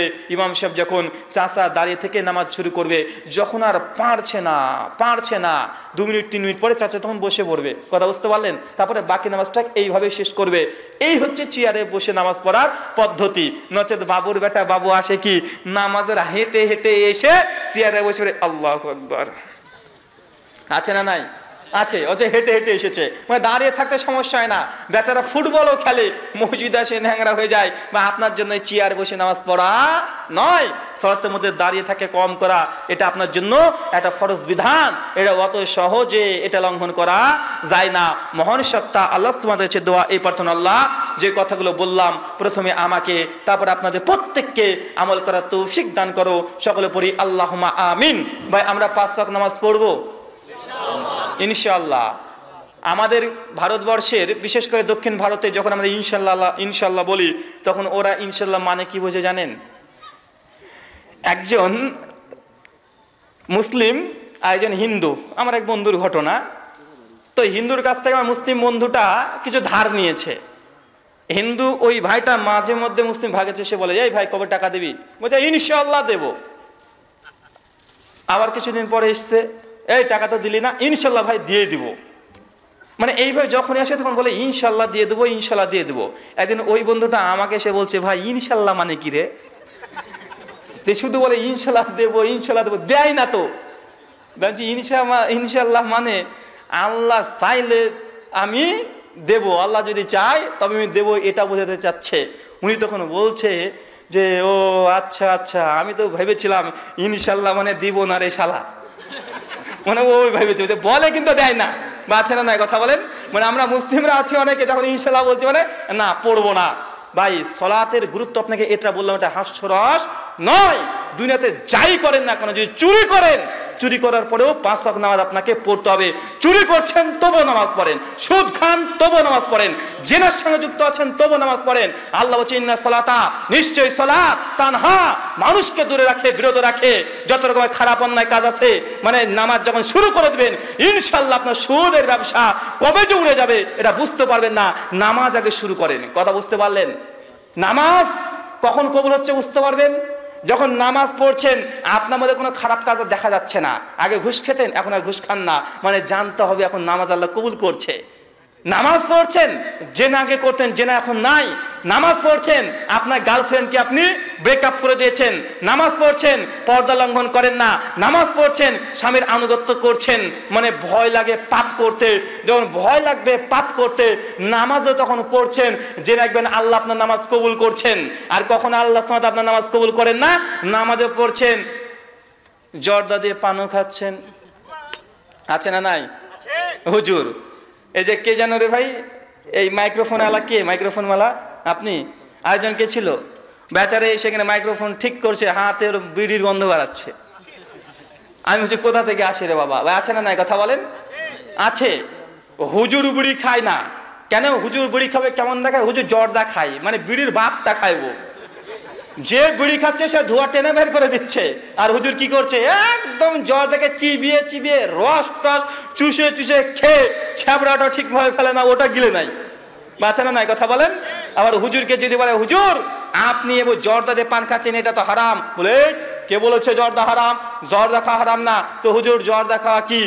ইনিয়ে বিনিয়ে পেঁচিয়ে পেঁচিয়ে বলে আসলে জর্দা মানে বুঝলে আগে এটা ওটা অবশ্যই বলবে জর্দা খাওয়া মুকরু, মানে মাকরু বলে না, মুকরু। তো মুকরু মানে বাঙালি আমরা বুঝি না, আমরা ভাই মুকরু মানে মানে ভালো কিছু হবে। মাকরু মানে ভাই, মাকরু বাংলা মানে কি জানেন? মাকরু বাংলা হচ্ছে মাকরু মানে খারাপ, মাকরু মানে ক্ষতিকর, মাকরু মানে অপছন্দনীয়, মাকরু মানে নিন্দনীয়। ভাই মাকরুর কোনো একটা বাংলা ভালো পেয়েছেন? মাকরু মানে খারাপ। হুজুর জর্দা খাচ্ছে মানে হুজুর কি খাচ্ছে বলেন তো ভাই? হুজুর এখন খারাপ খাচ্ছে, মানে আপনার হুজুর কত বড় খারাপ। হুজুর খারাপ খায় মানে যে হুজুর খারাপ খায় এর চাইতে ভালো আর কিছু আছে? আল্লাহ নবী বলছে কুল্লু মুশকির খামরুন, কুল্লু খামরুন হারামুন, যেসব জিনিস খেলে নেশা হয় তার সবগুলো হারাম। সূরা ইবনু মাজাহ 3376 নম্বর হাদিস। অথচ হুজুর নিজে জর্দা দিয়ে পান খায়। ভাই বলুন তো আপনার হুজুর যদি জর্দা দিয়ে পান খায়, এই হুজুরের কাছ থেকে শরীয়তের ভালো কিছু আশা করা যায়? যে নিজে এখন নেশার মধ্যে আছে, নিজে আল্লাহর ভয়ে নেশাকে ছাড়তে পারে নাই, এ হুজুর দিয়ে সমাজকে পরিবর্তন করা সম্ভব না। এই জন্য তো হুজুররা জর্দা ছাড়ে না, আর মুসল্লিরাও বিড়ি ছাড়ে না। আর হুজুর কখনোই তার মুসল্লিদেরকে বলবে না এই যারা বিড়ি খাস তারা মসজিদে আসবে না, বিড়ি খাওয়া হারাম, এই হুজুর ফতোয়া জিন্দেগিতে দেবে না, ওর বাপও কোনোদিন দেয় নাই, হুজুর যখন বর্তমানে আছে ও দেবে না, কারণ ও হচ্ছে জর্দা খায়। যদি জর্দা খোর হুজুর যদি বিড়িকে হারাম ফতোয়া দেয়, মুসল্লি কলার ধরবে, বেটা আমি যদি বিড়ি খাই তো জর্দা খাস, তাই তুই মসজিদে কাল থেকে আসবি না। বা বলবে কি বলবে না, কথা বলেন, বলবে। এই জন্য হুজুরও ছাড়বে না, সমাজও পরিবর্তন হবে না। এগুলো হুজুরের সমস্যা। হুজুর যদি পরিবর্তন হয়ে যায়, নেশাজাত দ্রব্য সবগুলো নষ্ট হয়ে যাবে। আর অনেক ভাইরা আছে, ওরা আবার বলে, আরে মৌলভী সাহেব আর বলবেন না, সকালবেলা যদি একটা না মারে পেট ক্লিয়ার হয় না। আছে না নাই? আচ্ছা, কার কার আছে এরকম যে সকালবেলা না খেলে আপনার বাথরুমে গিয়ে কাজ হয় না? এটা হাত তোলেন তো দেখি, কার কার হাত তোলেন? কেউ নাই? আরে কারা কারা বিড়ি খান একটু হাত তোলেন তো ভাই। বিড়ি কারা কারা খান হাত তোলেন? না সিগারেট খান? আচ্ছা, সিগারেট কারা কারা খান একটু হাত তোলেন তো ভাই।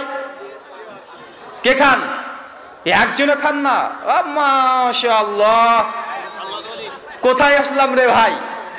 এ তো সব ফেরেশতা রে ভাই। একটা মানুষ নাই, সব ফেরেশতা নাকি? একজনের বিড়ি খোর নেই? কে আছে ভাই? মাশাআল্লাহ, হাত নামান ভাই, সবাই দেখছে। আপনাদের সাহসও কম না। আলহামদুলিল্লাহ, একজন ভাই তাও আছে যে খায়, এটা স্বীকার করেছে। ভাই মনে রাখবেন, বিড়ি সিগারেট জর্দা নেশার দ্রব্য খাওয়া পান করা এগুলো নিঃসন্দেহে হারাম। আল্লাহ নবী বলছে, কুল্লু মুস্কির খামরুন কুল্লু খামরুন হারামুন, যাটা খেলে আপনার নেশা হয় তা সবগুলো হারাম। এখন আপনি যদি মনে করেন না বিড়ি সিগারেট জর্দাতে আমার এটা হারাম না, তো এটা যদি হারাম না হয়, আপনার বেটাকে বলেন, বাপ তুই একটা মার, বেটাকে দিয়ে দিবেন। ভাই বেটাকে দিতে পারবেন বিড়ি? ভাইজান দিতে পারবেন? যদি মনে করেন না বিড়ি খাওয়া হারাম নয়, সিগারেট খাওয়া হারাম নয়, তো একটা নিজেও খান, বেটাকে একটান দেন, আর বউকে বলেন, বউ তুমি একটান মারো। কেন? আল্লাহ নেই বলেছে স্ত্রীর হক কি, যে মানে তুমি খাবে সেই মানের বউকে খাওয়াতে হবে। তো আপনি যখন সিগারেট খান, বউকে খাওয়াতে হবে কি হবে না? বউকে দিতে হবে। যদি না দেন, ফেরেশতারা খাই টিনে বসে হচ্ছে কবরে, বেটা ঢুকবে ছক্কা মারবে। কেন বলেন তো? কারণ আপনি হক আদায় করেননি। ভাই বলেন তো, পৃথিবীর কোন হালাল খাবার আপনি পায়খানা ঘরে বসে খেতে পারবেন? আপনাদের আমি যতটা জানি, চাঁপাইনবাবগঞ্জে আম বিখ্যাত। কি আম তো নাকি? আম বিখ্যাত। শ্বশুরবাড়িতে গিয়েছেন, আপনার নতুন বউ পায়খানা করে ঢুকেছেন, বউ তখন বলছে যে এক কাজ করো, এই যাওয়ার সময় পায়খানা করে ঢোকার সময় আম দুটো নিয়ে যাও, বসে বসে খাবে, সময় অপচয় করে লাভ নেই। ভাই পায়খানা ঘরে বসে আম খেতে পারবেন? মিষ্টি খেতে পারবেন? ভাত, biryani, chowmein, egg roll, fried rice, কোন খাবার হালাল খাবার পায়খানা ঘরে বসে খাওয়া যায়? যায় না। তো হারাম খাবার যায় কি যায় না?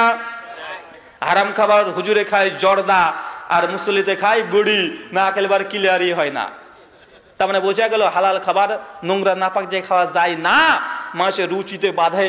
কিন্তু হারাম যেটা খাবার, এটা সব জায়গায় চলে। চলে কি চলে না? চলে। আল্লাহ সুবহানাহু ওয়া তাআলা তুমি আমাদের হুজুরকে প্রথমে হারাম নিষেধাজ্ঞা দ্রব্য থেকে তুমি পবিত্রতা দান করে, সকলে পড়ি আল্লাহুম্মা আমিন। আল্লাহ, আমরা যারা সালাত আদায় করি না, তাকে কন্টিনিউয়াসলি প্রতিদিন কমপক্ষে 5 ওয়াক্ত ফরজ নামাজ আদায় করার তৌফিক দান করো, সকলে পড়ি আল্লাহুম্মা আমিন।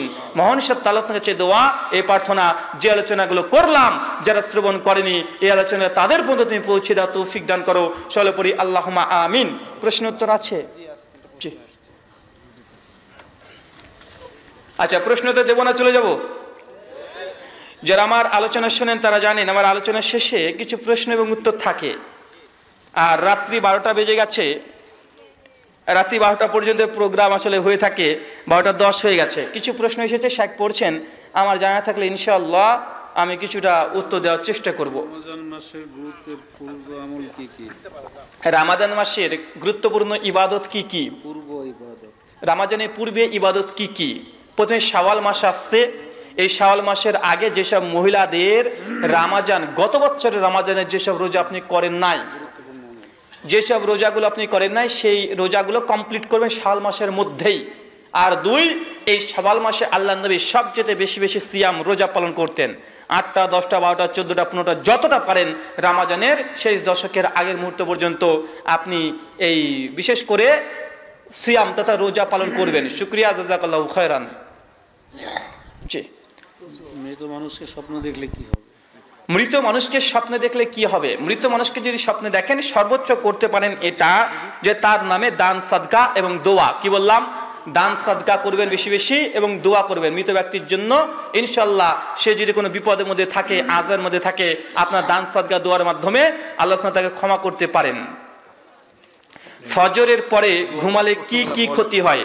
ফজরের পরে ঘুমানো যায় না যে কথা প্রচলিত আছে এই কথা সঠিক নয়, বরং আল্লাহ নবীর হাদিস সুনান আবু দাউদের যে হাদিসগুলো আছে যে ফজরের সালাতের পরে আল্লাহ সুবহানাহু ওয়া তাআলার পক্ষ থেকে বারাকা অবতীর্ণ হয়, বরকত অবতীর্ণ হয়। তার অর্থ এই নয় যে ঘুমানো যাবে না, না ঘুমানো উত্তম। কেউ যদি ঘুমাতে চায় ঘুমাতে পারবে, এটা হারাম নয়।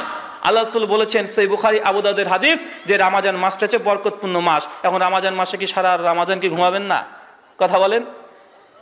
অনেক সময় বরকত অবতীর্ণ হয়, এখন বরকত হাসিল করার জন্য যে আপনি ঘুমাবেন না এতটা নয়। শুকরিয়া, জাযাকাল্লাহু খায়রান।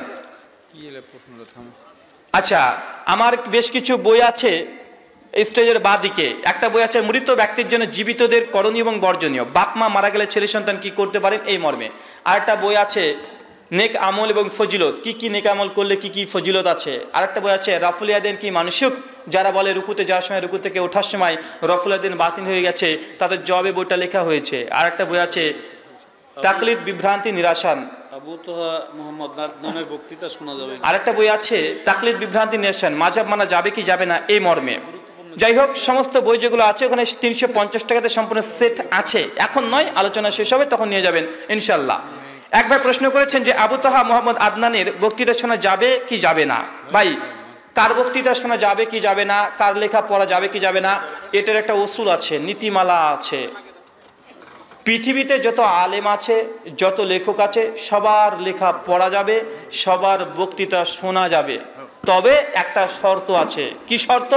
যে ব্যক্তি বক্তৃতা শুনছে, এই শ্রোতা, এই ব্যক্তি যে বক্তৃতা দিচ্ছে, সে যদি কোনো ভুল তথ্য দেয়, ভুল তাফসির করে, ভুল কথা বলে, জয়ীফ কোনো কথা বলে, জাল হাদিস যদি বলে দেয়, যদি কোনো বিদাত বলে দেয়, তাহলে যে শুনছে সে যেন ধরতে পারে, এতটা জ্ঞান যেন তার মধ্যে থাকে।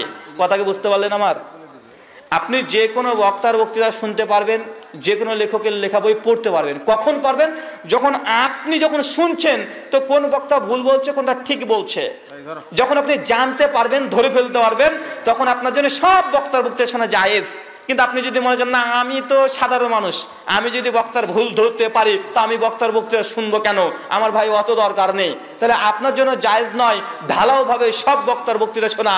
আপনার জন্য ওটাই জায়েজ যারা শুধু সঠিক কথা বলে, তাদের কথাগুলো শোনায় আপনার জন্য অবধারিত। শেখ সালেহ আল উসাইমিন রাহিমাহুল্লাহকে যখন প্রশ্ন করা হয়েছিল এই বিষয়ে, শেখ সালেহ আল উসাইমিন তখন বলেছিলেন যে সাধারণ আম জনতার জন্য তাবরানি মুজিবুল কাবির, মানে একজন তালেবে ইলমের জন্য তাবরানি মুজিবুল কাবির, সুনান কুবরা আল বাইহাকি, শিয়াবুল ইমাল, আল মাদখাল, এইসব হাদিসের গ্রন্থগুলোকে পড়া জায়েজ।